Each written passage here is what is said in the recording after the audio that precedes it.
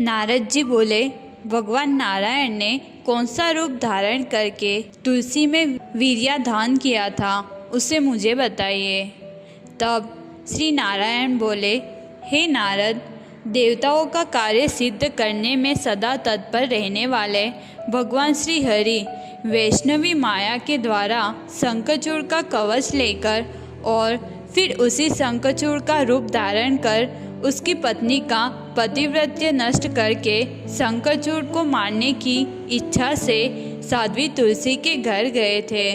उन्होंने तुलसी के भवन के द्वार के पास दुदुम्बी बजवाई और उस द्वार पर जयकार लगवाकर सुंदरी तुलसी को यह ज्ञात कराया कि उसके पति विजयी होकर आ गए हैं। वह ध्वनि सुनकर साध्वी तुलसी परम आनंदित हुई और अत्यंत आदर के साथ खिड़की में से राजमार्ग की ओर देखने लगी।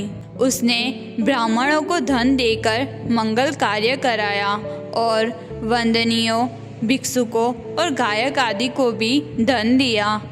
तब भगवान विष्णु शंखचूड़ के रूप में रथ से उतरकर देवी तुलसी के भवन में गए, जो अमूल्य रत्नों से निर्मित, सुंदर और मनोहर था। तुलसी ने अपने सामने अपने प्रियतम को देखा तो प्रसन्न होकर उनके चरण धोए, प्रणाम किया और रो पड़ी। फिर उस कामिनी ने उन्हें सुंदर रत्नमयी सिंहासन पर बिठाया और कपूर आदि सुगंधित तांबूल दिया। उसने कहा, आज मेरा जन्म और जीवन सफल हुआ, क्योंकि रण में गए हुए अपने प्राणेश को पुनः घर में देख रही हूँ। वह हंसती हुई, कटाक्ष करती हुई, प्रेम से पुलकित होकर अपने प्रिय से मधुर वाणी में युद्ध का वृत्तांत पूछने लगी। तुलसी बोली, हे प्रभु, आप जिनकी सेना अनगणित विश्वों का संहार करने में समर्थ थी, उन देवताओं के साथ युद्ध में कैसे विजयी हुए? कृपा निदान कृपया बताइए। तुलसी के वचन सुनकर कमल नयन भगवान विष्णु, जो शंखचूड़ के रूप में थे, हंसकर अमृत समान वचन बोले। भगवान बोले, हे प्रिय, हमारा युद्ध 1 पूर्ण वर्ष तक चला। अंत में समस्त दानव नष्ट हो गए। स्वयं ब्रह्मा ने हमें मिलाकर स्नेह कराया और उनकी आज्ञा से मैंने देवताओं का उनका संपूर्ण अधिकार लौटा दिया। अब मैं अपने घर लौट आया हूँ और शिव भी अपने शिवलोक को चले गए। यह कहकर जगत के स्वामी विष्णु शयन करने लगे। वहाँ लक्ष्मीपति विष्णु ने रमा के साथ रमण किया, परंतु वह साध्वी तुलसी जब आकर्षण से कुछ विचलित हुई तो विचार करने लगी। तुम कौन हो? ऐसा उनसे पूछने लगी और बोली, हे माहेश, तुमने मुझे माया से भोग लिया, इससे मेरा पतिव्रत नष्ट हुआ है, अतः मैं तुम्हें शाप देती हूँ। तुलसी के वचन सुनकर शाप के भय से भगवान विष्णु ने अपनी वास्तविक दिव्य और मनोहर रूप धारण कर ली। तब देवी तुलसी ने उनके सामने सनातन देव को देखा। तुलसी ने देखा भगवान का शरीर नवीन मेघ के समान श्याम था, नेत्र शरद ऋतु के कमल के समान, करोड़ों कामदेवों की लीलाओं को लज्जित करने वाला और रत्नाभूषणों से शोभित थे। उनका मुख हल्की मुस्कान और प्रसन्नता से भरा था। वे पीतांबर वस्त्र धारण किए हुए थे। उन्हें देखकर वह तुलसी भाव विभोर होकर प्रेम से मूर्छित हो गई। पुनः चेतना प्राप्त करके तुलसी ने कहा, हे नाथ, आप में दया नहीं है। आपका हृदय तो पत्थर के समान कठोर है। आपने छल पूर्वक मेरे धर्म का भंग करके मेरे स्वामी की हत्या की। आप निर्दयी और पाषाण हृदय है, इसलिए अब आप स्वयं पाषाण रूप धारण कीजिए। जो लोग आपको साधु कहते हैं वे भ्रमित है, इसमें कोई संदेह नहीं। आपने मेरे भक्त जैसे स्वामी को बिना अपराध के मार डाला। इतना कहकर तुलसी अत्यंत शोकाकुल होकर बार बार विलाप करने लगी। उसके करुण रुदन को देखकर करुणा के सागर भगवान विष्णु ने बुद्धिमानी से उसे समझाते हुए कहा, हे भद्रे, तुमने मेरे लिए भारतवर्ष में बहुत काल तक कठोर तप किया है और तुम्हारे लिए ही शंखचूड़ ने भी दीर्घकाल तक तप किया था। उसने तुम्हें कामिनी रूप में पाकर तत्काल भोग किया। अब तुम्हारे तप का उचित फल मैं तुम्हें दूंगा। इस देह को त्याग कर तुम दिव्य शरीर धारण करोगी और मेरे साथ रमा के समान रमण करोगी। यह तुम्हारा शरीर गंडकी नामक नदी के रूप में प्रसिद्ध होगा, जो भारतवर्ष में पवित्र और पुण्यदायिनी होगी। तुम्हारे केशों से उत्पन्न एक पुण्य वृक्ष होगा, जो तुलसी के नाम से विख्यात होगा। तीनों लोकों में देव पूजन के लिए पुष्प और पत्रों में तुलसी प्रधान मानी जाएगी। हे वरान्य, तुम स्वर्ग, पृथ्वी, पाताल और गोलोक सभी स्थानों पर मेरे समीप तुलसी वृक्ष के रूप में सुंदर पुष्पों में निवास करोगी। गोलोक में विरजा नदी के तट पर राज क्षेत्र में वृंदावन, भांडी, चंपक और चंदन वन में तुम्हारा रमणीय निवास रहेगा।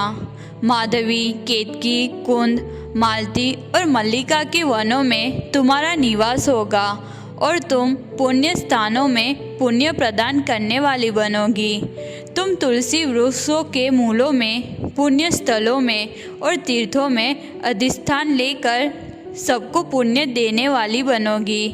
तुलसी पत्र जहाँ गिरते हैं वहाँ मेरे साथ समस्त देवताओं का अधिष्ठान होगा। जो व्यक्ति तुलसी पत्र युक्त जल से मेरा अभिषेक करेगा वह ऐसे पवित्र होगा जैसे उसने सभी तीर्थों में स्नान किया हो और सब यज्ञों में दीक्षा ली हो। हे प्रिय, जैसे सहस्त्र अमृत कलशों से मुझे तुष्टि मिलती है, वैसे ही तुलसी पत्र अर्पण से वही तुष्टि प्राप्त होती है। कार्तिक मास में तुलसी पत्र अर्पण करने से वही फल मिलता है जो 10,000 गायें दान करने से प्राप्त होता है। जो व्यक्ति मृत्यु के समय तुलसी पत्र जल प्राप्त करता है वह सभी पापों से मुक्त होकर विष्णु लोक में सम्मान प्राप्त करता है। जो मनुष्य नित्य श्रद्धा से तुलसी जल पीता है वह लाख अश्वमेघ यज्ञों के समान पुण्य प्राप्त करता है। जो व्यक्ति तुलसी को हाथ में लेकर या शरीर पर धारण करके पवित्र स्थलों में प्राण त्याग करता है वह विष्णु लोक को प्राप्त होता है। जो व्यक्ति तुलसी की लकड़ी से बनी माला धारण करता है वह प्रत्येक कदम पर अश्वमेघ यज्ञ के बराबर फल पाता है। जो व्यक्ति तुलसी को हाथ में लेकर संकल्प करता है और फिर उसे निभाता नहीं वह सूर्य और चंद्रमा के अस्त होने तक कालसूत्र नरक में जाता है। जो व्यक्ति तुलसी को हाथ में रखकर झूठी शपथ लेता है वह 14 इंद्रों की अवधि तक कुंभीपाक नरक में यातना भोगता है। जो मृत्यु के समय तुलसी जल की एक बूंद भी प्राप्त कर लेता है वह रत्नों से बने दिव्य विमान पर चढ़कर निश्चित रूप से वैकुंठ को प्राप्त करता है। पूर्णिमा, अमावस्या, द्वादशी, सूर्य संक्रांति, मध्याह्न काल, रात्रि, दोनों संध्याएं, असोज तथा अपवित्र समयों में रात के कपड़े पहने हुए तथा शरीर में तेल लगाकर जो लोग तुलसी के पत्र तोड़ते हैं वे साक्षात श्री हरि का मस्तक ही काटते हैं। श्राद्ध, व्रत, दान, प्रतिष्ठा तथा देवार्चन के लिए तुलसी पत्र बासी होने पर भी 3 रात तक शुद्ध बना रहता है। जो तुलसी पत्र भूमि में गिर जाए या जल में प्रवाहित हो जाए, यदि वह विष्णु को अर्पित किया गया हो तो वह भी शुद्ध और उपयोग के योग्य रहता है। वृक्षों की अधिष्ठात्री देवी बनकर तुम शाश्वत गोलोक में मुझ कृष्ण के साथ सदा विहार करोगी। उसी प्रकार भारतवर्ष में नदियों की जो अत्यंत पुण्यदायिनी अधिष्ठात्री देवी है उस रूप में भी तुम मेरे ही अंशस्वरूप लवण समुद्र की पत्नी बनोगी। स्वयं महासाध्वी तुम वैकुंठ लोक में मेरे सन्निकट लक्ष्मी के समान भार्या के रूप में सदा विराजमान रहोगी, इसमें संदेह नहीं है। मैं भी तुम्हारे साप से पाषाण बनकर भारतवर्ष में गंडकी नदी के तट के समीप निवास करूँगा। वहाँ रहने वाले करोड़ों कीट अपने तीक्ष्ण दांत रूपी श्रेष्ठ आयुधों से काट काट कर उस शिला के गड्ढे में मेरे चक्र का चिन्ह बनाएंगे। लक्ष्मी नारायण, लक्ष्मी जनार्दन, रघुनाथ, वामन, श्रीधर, दामोदर, राम, राजेश्वर, राजराजेश्वर, अनंत, मधुसूदन, गदाधर, नरसिंह, श्री, लक्ष्मी नरसिंह, प्रद्युमन, संकर्षण, अनिरुद्ध, ये सभी शालिग्राम की मुख्य प्रकार है। छत्राकार शिला से राज्य लाभ होता है, गोलाकार शिला से महान ऐश्वर्य मिलता है, शक्ताकार शिला से दुख और शूलाकार शिला से मृत्यु निश्चित होती है। जिस शिला का मुख विकृत हो उससे दरिद्रता आती है, पीले रंग की से हानि होती है, टूटी हुई चक्र वाली शिला से रोग होता है और फटी हुई से मृत्यु निश्चित होती है। जो मनुष्य शालग्राम शिला के स्नान या अभिषेक आदि करता है वह ऐसे पुण्य को प्राप्त करता है जैसे सभी तीर्थों में स्नान, यज्ञ, व्रत और तप करके मिलता है। जो व्यक्ति शालग्राम शिला के जल से नित्य अभिषेक करता है वह जैसे सभी यज्ञों, तीर्थों और तपों से जो पुण्य मिलता है उतना ही पुण्य प्राप्त करता है। जो मनुष्य शालग्राम शिला से स्नान किया हुआ जल श्रद्धापूर्वक ग्रहण करता है वह देवताओं द्वारा वांछित प्रसाद को प्राप्त करता है, इसमें कोई संदेह नहीं है। समस्त तीर्थ उसका स्पर्श करना चाहते हैं। वह जीवन मुक्त तथा परम पवित्र मनुष्य अंत में भगवान श्री हरि के लोक चला जाता है। वहाँ पर वह भगवान श्री हरि के साथ असंख्य प्राकृत्य प्रलय पर्यंत तक रहता है। जहाँ शालग्राम की शिला रहती है वहाँ भगवान श्री हरि विराजमान रहते हैं और वहीं पर भगवती लक्ष्मी भी सभी तीर्थों को साथ लेकर सदा निवास करती है। जो मनुष्य शालग्राम शिला से तुलसी पत्र को हटा देता है वह दूसरे जन्म में स्त्री से वियुक्त हो जाता है। उसी प्रकार जो मनुष्य शंख से तुलसी पत्र को अलग करता है वह भी 7 जन्मों तक भार्या विहीन तथा रोग युक्त रहता है। जो महाज्ञानी व्यक्ति शालग्राम, तुलसी और शंख को एकत्र रखता है वह भगवान श्री हरि के लिए अत्यंत प्रिय हो जाता है। इतना कहकर भगवान श्री हरि चुप हो गए। तुलसी अपना वह शरीर त्याग कर और दिव्य रूप धारण करके श्री हरि के वक्ष स्थल पर लक्ष्मी की भांति सुशोभित होने लगी। इसके बाद वे लक्ष्मीपति श्री हरि उसके साथ वैकुंठ लोक को चले गए। उसी समय तुरंत तुलसी के शरीर से गंडकी नदी उत्पन्न हुई और भगवान श्री हरि उसी के तट पर मनुष्यों के लिए पुण्यप्रद शालग्राम बन गए। वहाँ रहने वाले कीट शिला को काट काट कर उन्हें अनेक प्रकार के रूपों वाला बना देते हैं। इस प्रकार लक्ष्मी, सरस्वती, गंगा और तुलसी ये चारों देवियाँ भगवान श्री हरि की पत्नियाँ हुई। उन्होंने तुलसी को गौरव प्रदान करके उसे लक्ष्मी के समान सौभाग्यवती बना दिया। लक्ष्मी और गंगा ने तुलसी के उस नवसंगम को सहन किया, परंतु सरस्वती को क्रोध आया। तब उसने तुलसी को हरि के सम्मुख ही झगड़े में अपमानित कर दिया। तुलसी लज्जा और अपमान से अदृश्य हो गई। सर्व सिद्धियों की अधिष्ठात्री देवी, ज्ञानी योगिनियों में श्रेष्ठ तुलसी क्रोधवश हरि से अदृश्य होकर सर्वत्र से लुप्त हो गई। भगवान हरि ने तुलसी को न देखकर सरस्वती को समझाया। उनकी अनुमति लेकर तुलसी वन की ओर गए। वहाँ जाकर हरि ने स्नान किया और तुलसी का ध्यान करके भक्तिभाव से उनकी पूजा की तथा स्तोत्र कहा। उन्होंने लक्ष्मी बीज श्रीम, माया बीज ह्रीम, काम बीज क्लीम और वाणी बीज एम इन बीजों को पूर्व में लगाकर वृंदावनी इस शब्द के अंत में देम विभक्त लगाकर तथा अंत में वैजीव्य स्वाहा का प्रयोग करके दशाक्षर मंत्र श्रीम ह्रीम क्लीम एम वृंदावनीय स्वाहा से पूजन किया था। जो इस कल्प वृक्ष रूपी मंत्र राज से विधि पूर्वक तुलसी की पूजा करता है वह निश्चित रूप से समस्त सिद्धियां प्राप्त कर लेता है। दूध का दीपक, धूप, सिंदूर, चंदन, नैवेद्य और पुष्प आदि उपचारों तथा स्तोत्र से भगवान श्री हरि के द्वारा सम्यक पूजित होकर तुलसी देवी वृक्ष से तत्काल प्रकट हो गई। वे कल्याणकारिणी तुलसी प्रसन्न होकर श्री हरि के चरण कमल की शरण में चली गई।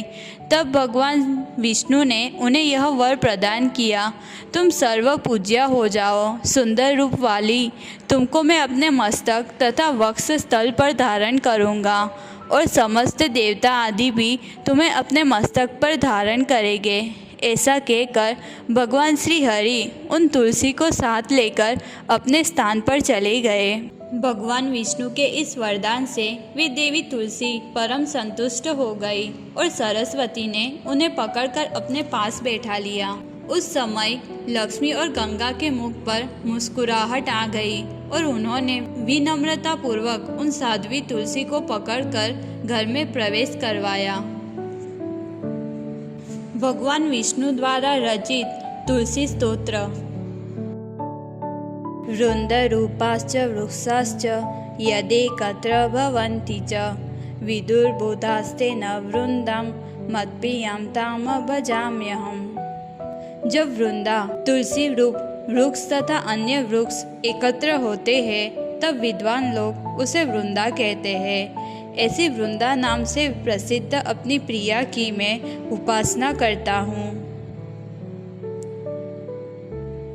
पुरा बभूव या देवी त्वादो वृंदावने वने तेना वृंदावनी ख्याता सौभाग्यं ताम भजाम्यहम्। जो देवी प्राचीन काल में सर्वप्रथम वृंदावन में प्रकट हुई, इसलिए वृंदावनी नाम से प्रसिद्ध है, उस सौभाग्यवती देवी की मैं उपासना करता हूँ। असंख्येषु च विश्वेषु पूजिताया निरंतरम तेन विश्वपूजिताख्याम पूजितां च भजाम्यहम्। असंख्य विश्वों में सदा जिसकी पूजा की जाती है, इसलिए विश्व पूजिता नाम से प्रसिद्ध उस सर्वपूजित भगवती तुलसी की मैं उपासना करता हूँ। असंख्यानि च विश्वानि पवित्राणि त्वया सदा ताम विश्वपावनीं देवीं विरहेण स्मराम्यहम्। तुम असंख्य विश्व को सदा पवित्र करती हो, अतः तुम विश्व पावनी नामक देवी का मैं विरह से आतुर होकर स्मरण करता हूँ। देवानातुष्ट पुष्पाणां समूहेन यया विना ताम पुष्पासारं शुद्धां च द्रष्टुमिच्छामि शोकतः। जिसके बिना प्रचुर पुष्प अर्पित करने पर भी देवता प्रसन्न नहीं होते हैं, मैं शोकाकुल होकर पुष्पसारा नाम से विख्यात शुद्ध स्वरूपिणी उस देवी तुलसी के दर्शन की कामना करता हूँ। विश्वे यत् प्राप्ति मात्रेण भक्तानंदो भवेत् ध्रुवं नंदिनी तेन विख्याता सा प्रीता भवतादिह। संसार में जिसकी प्राप्ति मात्र से भक्तों को निश्चय ही आनंद प्राप्त होता है, इसलिए नंदिनी नाम से विख्यात वह देवी अब मुझ पर प्रसन्न हो। यस्या देव्यस्तुला नास्ति विश्वेषु निखिलेषु च तुलसी तेन विख्याता ताम्यामि शरणं प्रियम। संपूर्ण विश्वों में जिस देवी की कोई तुलना नहीं है, अतः तुलसी नाम से विख्यात अपनी उस प्रिया की मैं शरण ग्रहण करता हूँ। कृष्ण जीवन रूपा सा शाश्वत प्रियतमा सती तेन कृष्ण जीवनी सा मे रक्षतु जीवनम। वह साध्वी तुलसी श्री कृष्ण के जीवन स्वरूपा तथा उन्हें निरंतर प्रेम प्रदान करने वाली है, इसलिए कृष्ण जीवनी नाम से प्रसिद्ध वह देवी मेरे जीवन की रक्षा करे। इत्यं स्तवनं कृत्वा तस्थो तत्र रमापति दर्दस तुलसीं साक्षात् पादपद्मानतां सतीं। रुदति मवा मानेन मानिनिमान पूजितां प्रियं दृष्ट्वा प्रिय शीघ्रं वासयामास वक्षसि। इस प्रकार स्तुति करके श्री हरि वही विराजमान हो गए। तभी उन्होंने साक्षात तुलसी को सामने देखा, जो श्री हरि के चरण कमलों में अपना मस्तक झुकाए हुए थी और अपमान के कारण वह मानिनी तुलसी रो रही थी। ऐसी मान पूजित प्रिया को देखकर श्री हरि ने उसे अपने वक्ष पर स्थान दिया। वृंदावनी विश्व पूजिता विश्व पाविनी पुष्पसारा नंदिनी तुलसी तथा कृष्ण जीवनी, ये तुलसी के 8 नाम हैं। जो मनुष्य तुलसी की विधिवत पूजा करके नाम के अर्थों से युक्त 8 नामों वाले इस नामाकस्तोत्र का पाठ करता है, वह अश्वमेघ यज्ञ का फल प्राप्त करता है। कार्तिक पूर्णिमा तिथि को तुलसी का मंगलमय प्रागट्य हुआ था। उस समय सर्वप्रथम भगवान श्री हरि ने उनकी पूजा संपन्न की थी। अतः जो मनुष्य उस दिन उन विश्व पाविनी तुलसी की भक्तिपूर्वक पूजा करता है, वह समस्त पापों से मुक्त होकर विष्णु लोक जाता है। जो व्यक्ति कार्तिक महीने में भगवान विष्णु को तुलसी पत्र अर्पण करता है, वह 10,000 गायों के दानों का फल निश्चित रूप से प्राप्त करता है।